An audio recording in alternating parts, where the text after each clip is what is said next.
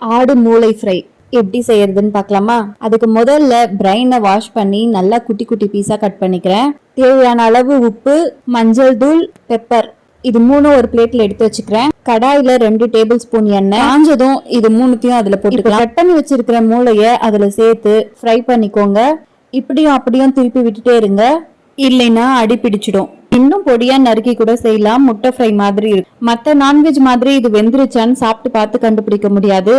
நம்ம ஊத்துன எண்ணெய் இது போல நொரை மாதிரி ஆகும். அந்த நொரை அடங்கினதும் இது வெந்துருச்சுன்னு அர்த்தம். இப்போ ஒரு பவுல்ல மாத்திக்கலாம். கொஞ்சமா கருவேப்பிலை போட்டா ரெடி.